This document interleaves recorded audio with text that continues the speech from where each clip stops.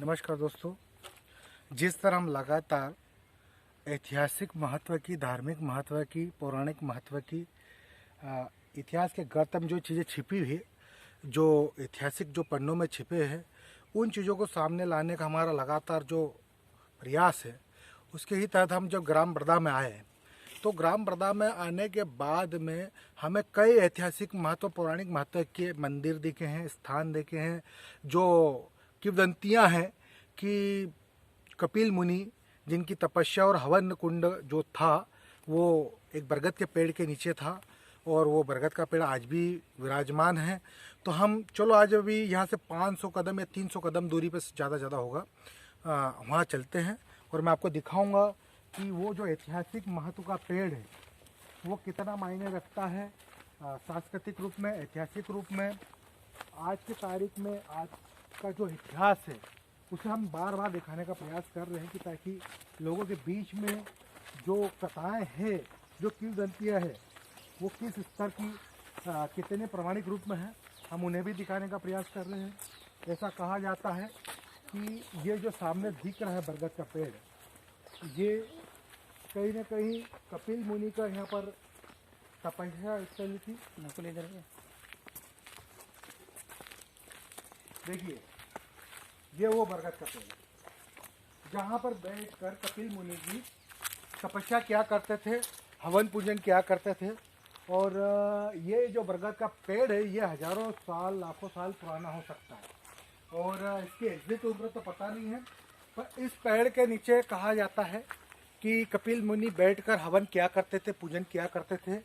और ये जो पेड़ है ये बरगद का पेड़ है, और इसके आर साइड आप देखेंगे बिल्कुल जंगल है, पहाड़ है, दूर दूर तक आप देखेंगे कोई इंसानी बस्ती नहीं है, कुछ खेत हो सकते हैं, पर आप प्राकृतिक सौंदर्य से इसको भरपूर देख सकते हैं। पर्यावरण की दृष्टि से भी आप समझ सकते हैं कि आज भी ये स्थान अछूता है और जंगल से भरपूर है, पेड़ पौधे, पहाड़ी जंगल। ठीक इसके इस पहाड़ी के नीचे ठीक माँ नर्मदा का आंचल है, माँ नर्मदा खलखल के बहती है। आप समझ सकते हैं कितने पेड़ और पौधों से भरपूर ये स्थान है। इसका प्राकृतिक और आध्यात्मिक और ऐतिहासिक तीनों महत्व है। आप समझ सकते हैं कि किंवदंती, जो पौराणिक किंवदंती कहती है कि कपिल मुनि की ये तपस्या स्थली रही है, वे यहाँ पर बैठकर सालों साल उन्होंने तपस्या की है, हवन पूजन किया है। और उसके साथ ही साथ बताया जाता है इस नर्मदा घाट के ठीक आसपास बहुत सारे से तपस्या स्थलियाँ रही है, जहाँ पर आप समझ सकते हैं कि बहुत सारे ऐतिहासिक महत्व। अभी आपको मैं जस्ट इधर भी दिखाऊंगा, इधर बहुत पौराणिक मंदिर भी है। अभी वो देखने की बाद अभी हम देखेंगे कैसा, किस स्तर का मंदिर है। और अभी हम जस्ट वहाँ पर जाएंगे। आप समझ सकते हैं ये मुख्य द्वार है, यहीं पर बैठकर हवन पूजन और पूजा पाठ और तपस्या किया करते थे कपिल मुनि जी। समझ सकते हैं ये ग्राम बर्दा है, जिसको वराह नगर भी कहा जाता था। ऐतिहासिक और पौराणिक महत्व में इसको वराह कहा जाता है। और महाराज जी ने जैसे बताया था कि अंग्रेजों के आने के बाद में वराह नगर को बदलकर बड़ा बर्दा कर दिया गया था। उसके बाद से इसका नाम बड़ा बर्दा ही रहा। बाकी ऐतिहासिक और पौराणिक इसका जो नाम है इस क्षेत्र का वो है वराह नगर है। और ये नाग देवता की प्रतिमा है, ये काफ़ी पुरानी प्रतिमा है। आप समझ सकते हैं कि यहाँ पर हजारों साल पहले कई मूर्तियाँ ऐसी निकली है जो हजारों लाखों साल पुरानी होगी कम से कम, और उनका इतिहास इस जमी पर बिल्कुल कहीं ना कहीं दबा पड़ा हुआ है। कपिल मुनि जी यहाँ पर बैठकर तपस्या भी करते थे, हवन पूजन भी करते थे, और हजारों साल की उनके साथ तपस्या बताई जाती है। तो आप समझ सकते हैं कि कितना ऐतिहासिक महत्व का ये क्षेत्र रहा होगा। पर्यावरण से भरपूर, पेड़ पौधे, जंगल, पहाड़, साथ में माँ नर्मदा का अचल। आप समझ सकते, ठीक इसके नीचे माँ नर्मदा जी है।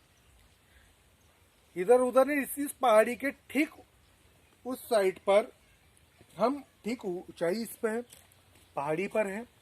एक्चुअली में क्या है कि ये जो पहाड़ है, छोटे छोटे पहाड़ है, जंगल है। कहा जाता है कि पहाड़ी के उस पार विंध्याचल, सतपुड़ा जंगल, और इधर विंध्याचल, क्षमा चाहूँगा, विंध्याचल।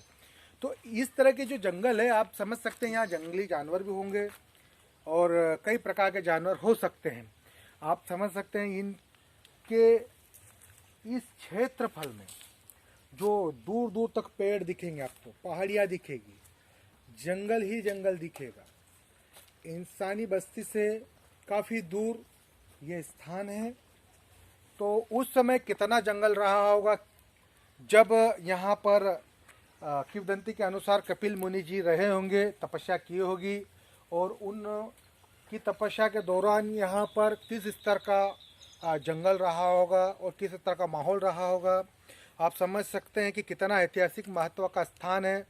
परंतु इतनी लचड़ अवस्था है कि शासन प्रशासन द्वारा किसी भी प्रकार से ऐसे ऐतिहासिक महत्व को जो रखती हैं, पौराणिक हो, आध्यात्मिक हो, ऐतिहासिक हो, उनको संरक्षित करने की ओर कोई कदम नहीं बढ़ाया जाता, जिसका परिणाम स्वरूप ये होता है कि ये इतिहास कहीं ना कहीं गर्त पर चले जाता है।